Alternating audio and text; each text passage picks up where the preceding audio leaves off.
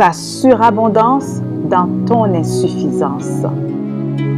La méditation d'aujourd'hui se porte sur une histoire qui se trouve dans le livre de 2 Rois, chapitre 4, les premiers versets. Ce récit raconte l'histoire d'une femme veuve qui va voir l'homme de Dieu, le prophète Élisée. Elle lui dit ceci: « Ton serviteur, mon mari, est mort, et tu sais que ton serviteur craignait Dieu. Or, le créancier est venu pour prendre mes 2 enfants et en faire des esclaves. » Le prophète Élisée lui répond: « Que puis-je faire pour toi?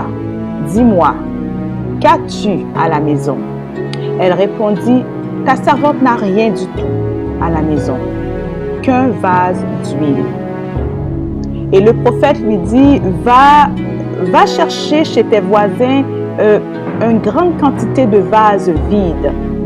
Et quand tu seras rentré chez toi, tu fermeras la porte sur toi et tes enfants. Tu verseras dans tous ces vases et tu mettras de côté ce qui est plein. » Alors elle le quitta. Elle ferma la porte sur elle et sur ses enfants. Ils présentèrent les vases et elle versait. Lorsque les vases furent pleins, elle dit à son fils: « Présente-moi encore un vase. » Et il lui répondit: « Il n'y a plus de vase. » Et en cet instant, l'huile s'arrêta. Elle alla le rapporter à l'homme de Dieu, et l'homme de Dieu lui dit: « Va vendre l'huile, paie ta dette, et tu vivras, toi et tes fils, de ce qui restera. » Et dans le temps, il faut comprendre que c'était une pratique courante. Lorsque quelqu'un ne pouvait pas payer ses dettes, il se rendait esclave de son créancier en guise de rançon. Élisa va lui poser 2 questions. La première question est celle-ci: que puis-je faire pour toi? Une question que Jésus aimait poser à ceux qui venaient à lui pour un miracle. Pourtant, Jésus connaissait les besoins de ses interlocuteurs, mais c'était une question de foi. Dieu aime que nous déclarons ouvertement nos besoins avec précision. Que veux-tu que je fasse? C'est une question qui précède toujours cette phrase qu'il dit après avoir opéré un miracle. Ta foi t'a sauvé. Ce que tu as déclaré par la foi t'a été accordé. Mais à cette question, cette femme ne répond pas. Peut-être parce qu'elle ne voyait pas elle-même la solution à sa situation désespérée. Mais sache qu'avec Dieu, difficile n'est pas impossible. La deuxième question que Élisée va poser à cette veuve est la suivante: qu'as-tu à la maison?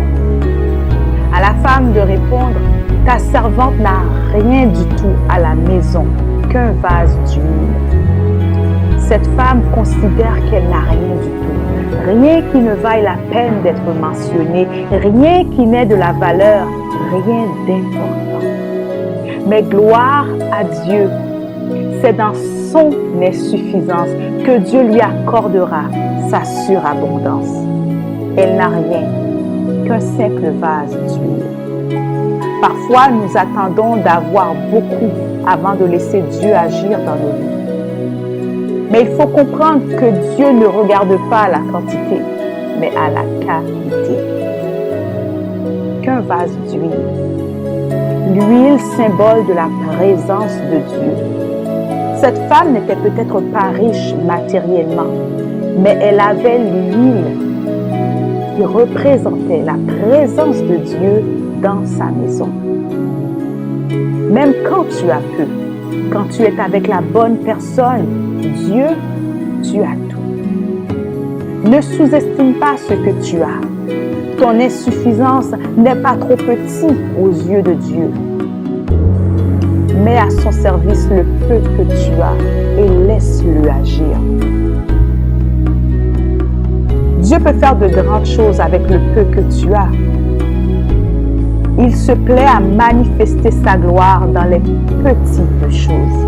1 Corinthiens chapitre 1er, le verset 27 au verset 29 dit ceci: Mais Dieu a choisi les choses folles du monde pour confondre les sages. Dieu a choisi les choses faibles du monde pour confondre les forts. Et Dieu a choisi les choses viles du monde, celles qu'on méprise, celles qui ne sont point, pour réduire à néant celles qui sont, afin que nulle chair ne se glorifie devant Dieu.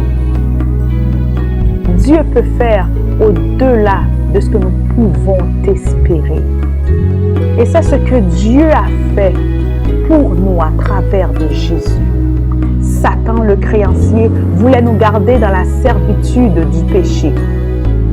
Jésus non seulement nous a donné la liberté, mais il nous permet également de bénéficier depuis cette terre des richesses célestes. Pour conclure, premièrement, avec Dieu difficile n'est pas impossible. Deuxièmement, Dieu ne regarde pas à la quantité, mais il regarde à la qualité.